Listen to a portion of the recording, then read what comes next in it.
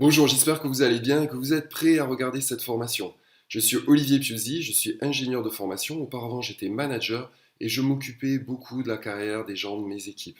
Ça a toujours été gratifiant pour moi de voir des gens avoir des belles évolutions de carrière. Et aujourd'hui, je suis un indépendant et j'aide les gens à décrocher rapidement le poste qu'ils désirent.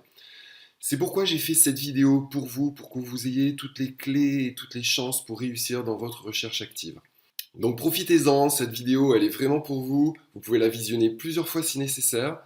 Elle contient vraiment les éléments clés qui ont fonctionné pour les gens que je coach. Alors ne tardons pas, découvrons ensemble comment décrocher rapidement le poste de vos rêves. Avant de commencer, j'aimerais faire gagner du temps à tout le monde et j'aimerais savoir si vous avez déjà vécu une de ces situations. Vous candidatez, vous attendez, vous relancez, vous attendez, et puis rien, pas d'entretien. Vous passez un entretien, on vous dit merci, et 2-3 semaines plus tard, en fait, vous appelez et vous relancez et vous apprenez qu'un autre candidat a été retenu. Ou alors, vous entendez, il lisait partout, ouais, il faut vraiment que tu sois sur LinkedIn, c'est le site, il faut y être, ça marche super bien, c'est génial.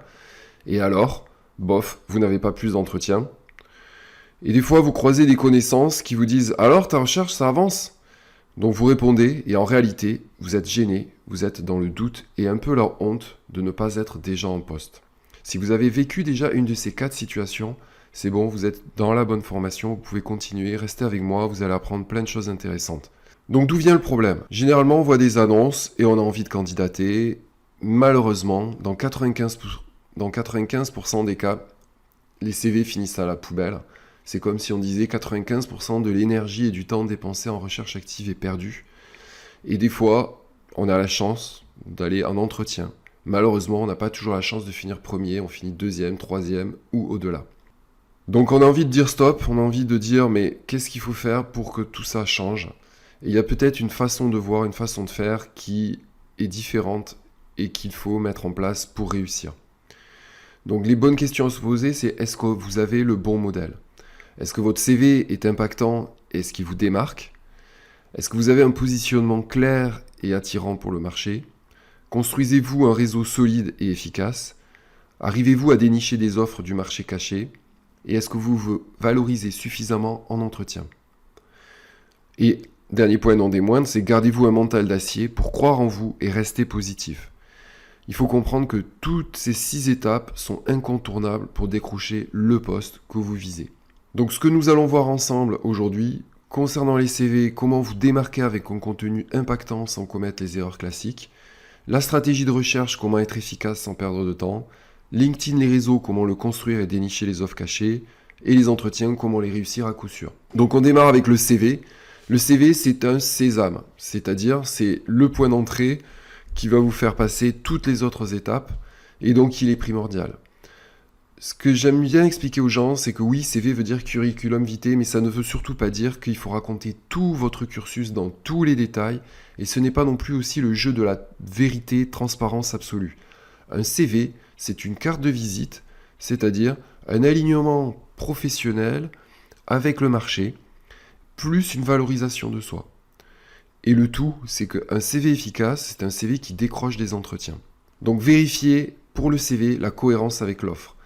Attention aux mots-clés qui sont dans l'offre, attention au ciblage et attention aux continuités dans les dates. Exemple, imaginons vous recevez une offre, nous recherchons un ou une manager en logistique. Donc nous découvrons en fait qu'ici, le titre du CV ne correspond pas du tout avec du management logistique. Nous découvrons qu'il y a un trou dans la date parce que nous sommes en 2019-2020 et rien n'est expliqué sur cette période-là. Et nous découvrons dans tout ce chapitre en fait qu'il n'y a pas un seul mot sur des activités, sur le management ou qui s'y rapporte. Ensuite, un CV, il faut donner envie de lire. Donc je propose en fait que vous soyez synthétique, qu'il y ait des mots simples dans le CV et que le CV soit relativement classique. À part si vous êtes dans l'art, dans le domaine du design, etc. Vous pouvez vous permettre une certaine forme de CV, mais pour tous les autres métiers, c'est pas la peine, restez classique, les recruteurs sont plutôt conservateurs. Donc par exemple, ce CV-là, il y a un gros tas là, de compétences en fait qui sont illisibles en fait. On n'a pas le temps 5 secondes de lire tout ce qui se rapporte à ce CV. Enfin, CV, montrez-vous, donnez des talents, donnez des traits de personnalité qui sont à vous. Et aussi donner des offres de services et des solutions. Par exemple, sur ce CV à nouveau, il n'y a aucune offre de service. Voilà, la personne n'a pas dit ce qu'elle voulait proposer à l'entreprise. Et là aussi, dans ce CV, il n'y a pas du tout d'explication de vrais talents ou de vrais traits de personnalité. Donc ça sert à rien de mettre dynamique, motivé, autonome. Ça, tout le monde le dit, tout le monde le met. Et tout le monde est censé l'être. Donc ça ne vous démarque pas du tout. Enfin, un CV, il faut se valoriser, donc avec des actions précises et impactantes, avec des résultats chiffrés. Donc par exemple ici, vous remarquez, dans cette expérience d'assistante commerciale, il y a des missions, mais ces missions ne sont pas vraiment précises. Renseigner et orienter les sociétaires, communiquer les offres produits, ça pourrait aussi bien dire j'ai rempli un fichier Excel que j'ai établi tout un catalogue de produits. Il n'y a pas non plus de résultats chiffrés. Toutes ces missions n'ont ne donne aucun résultat, ce qui est dommage. Donc un exemple de réussite avec Emma qui a trouvé son job à Nord en moins de 2 mois suite à son nouveau CV. Emma est responsable marketing. Avant qu'on se rencontre, elle n'avait pas d'entretien depuis ses 4 mois de recherche. Elle ne savait pas vraiment valoriser ses résultats et ses points forts. Elle n'avait pas de proposition de solution. Et après notre rencontre, on a retravaillé le CV. Elle a eu 2 entretiens et un poste offert parce qu'elle a réussi à positionner clairement son CV vers le marketing digital, elle a synthétisé ses missions et elle les a chiffrées, et elle a osé afficher clairement ses résultats. Donc maintenant parlons stratégie. Et le plus important dans la stratégie, c'est votre positionnement. Qu'est-ce que j'entends par là ? Vous avez toute une liste de compétences et de choses que vous aimez faire et dans lesquelles vous êtes doué. Et puis il y a une liste de métiers, d'activités, de missions qui sont demandées aujourd'hui par le marché. Et l'intersection entre là où vous êtes bon et ce qui est demandé par le marché, c'est le top pour vous, ça doit être votre positionnement. Et c'est quelque chose qui doit être identifié dès le départ ou très très vite dans la recherche. Parce que si vous vous cantonnez à j'aime faire, je suis bon, des missions dans ce secteur-là, en fait, le marché ne vous veut pas, donc vous allez mettre des mois, des semaines, je dis peut-être même des années à trouver un travail. Si vous vous contentez de rester dans « Ah ben je réponds aux besoins du marché pur beurre », ok, vous aurez certainement un travail rapidement, mais c'est peut-être pas ce que vous aimez faire et donc vous allez vite démissionner. Donc en fait, une stratégie, je l'ai posée en question. Le premier point, c'est quel est votre positionnement. Le deuxième, c'est est-ce que votre CV est en accord avec ce positionnement et est-ce que vous avez fait des tests de votre CV, c'est-à-dire combien d'offres vous répondez et combien de réponses vous avez eu à ces offres. Est-ce que vous utilisez correctement le réseau ? On le verra un peu plus tard. Quelles sont les concessions possibles au niveau salaire, au niveau lieu, au niveau du type de poste ? Combien de temps vous vous donnez avant de trouver ? Quelles sont vos finances autorisées ? Est-ce que vous autorisez un coaching ? Quel est le plan B si le plan A ne marche pas ? Comment est-ce que vous gardez un mental positif ? Et enfin, comment vous gérez votre temps et votre stress. Donc un autre exemple, c'est avec Akima qui a trouvé un poste en moins de 2 mois après son déménagement en province. Donc Akima, en fait, avant que je la rencontre, elle avait fait 6 mois de recherche et elle n'avait aucun entretien. En fait, elle se faisait jeter par les recruteurs, surtout parce qu'elle n'avait pas de positionnement clair. Et aussi, elle n'affichait ni ses points forts, ni des propositions de solutions dans son CV. Et donc après notre rencontre et un travail sur le CV, les entretiens et son positionnement surtout, elle a eu un entretien et un poste offert. En clair, elle a pris un positionnement clair sur l'administration des ventes, elle a rencontré des recruteurs, elle a osé sortir de sa zone de confort et elle a osé afficher d'excellents résultats et combler les trous de son CV. Donc maintenant, si on parle de LinkedIn et des réseaux, vous allez voir que c'est primordial de les utiliser parce que le but premier, c'est de dénicher les offres du marché caché. Il faut comprendre en fait que la grosse majorité, 80% des offres d'emploi qui sont pourvues en France, n'ont jamais été publiées dans aucune annonce. Ce qui est publié, ce sont les 20%, c'est la partie émergée de l'iceberg, mais la partie immergée de l'iceberg qui représente 80% des postes, où que ce soit en France, en région parisienne, à Paris, et même dans le monde, ça se passe comme ça. Donc pourquoi le réseau fonctionne, pourquoi ça marche en fait, c'est tout simplement parce que imaginez que vous ayez à recruter un peintre et vous avez le choix entre le trouver parmi des tas de prospectus et faire une analyse des peintres qui sont passés chez vos amis ou chez vos voisins et qui ont l'air d'avoir fait plutôt un bon travail, qui vous ont donné confiance par la ponctualité et par la qualité du travail. Et maintenant, si on se met à la place du candidat, vous voyez bien que les prospectus, c'est comme envoyer des tonnes de CV, et que de faire du réseau, c'est-à-dire être sous le nez d'un potentiel patron, d'un potentiel manager, d'un potentiel recruteur, c'est beaucoup plus facile parce qu'il se crée une véritable confiance. Donc LinkedIn et les réseaux qui sont mal utilisés ou pas utilisés, c'est en fait se prendre le risque de se retrouver seul à attendre qu'un recruteur appelle et qui n'appelle pas.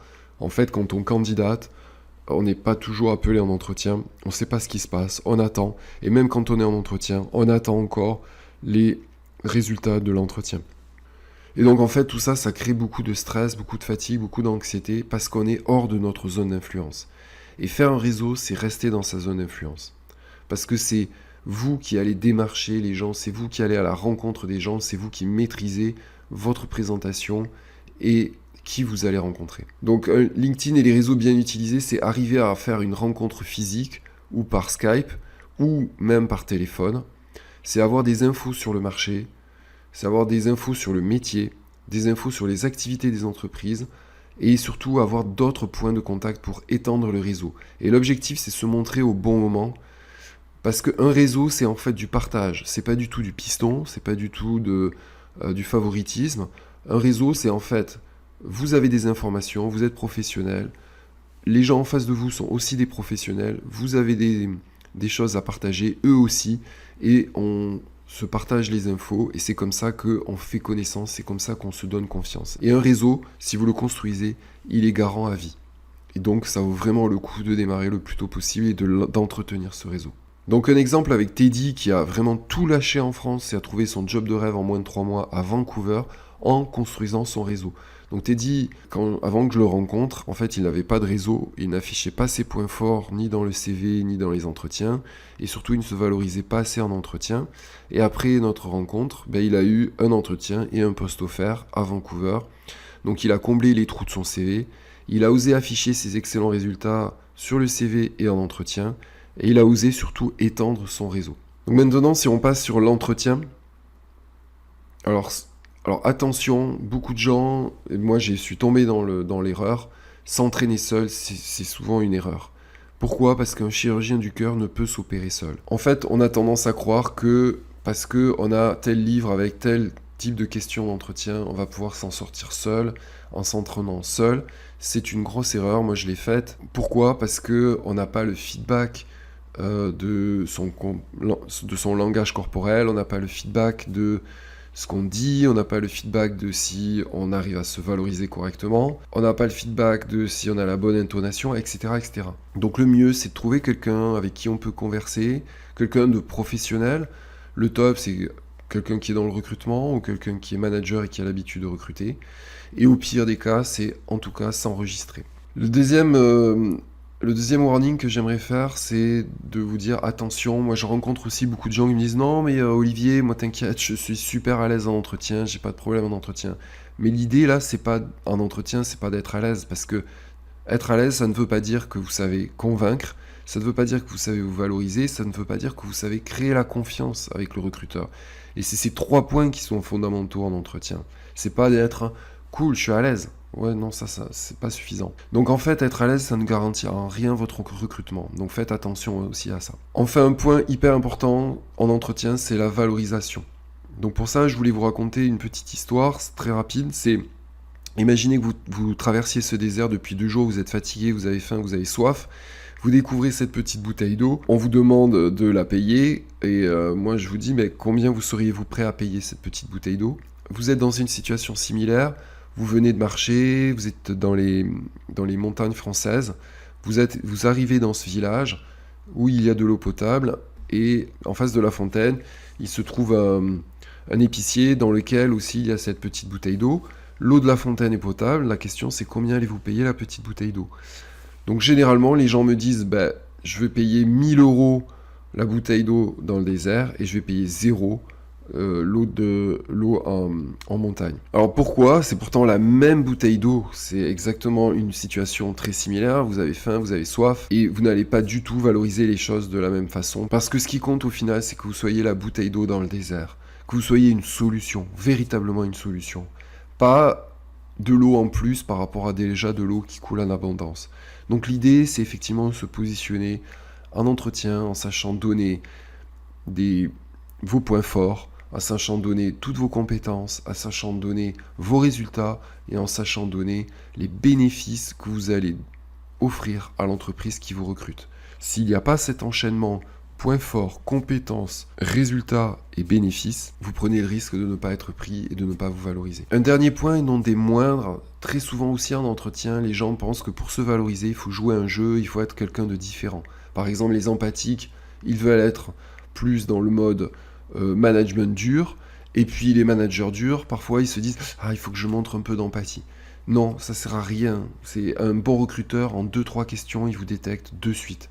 Donc ça sert à rien d'être une petite bouteille d'eau qui veut jouer au champagne et le champagne qui veut jouer à la petite bouteille d'eau. Donc par exemple, Émeric, lui, il a réussi ses entretiens, il a décroché son poste idéal très rapidement dans le monde de la qualité. Avant que je le rencontre, il avait eu 3 entretiens, 3 échecs.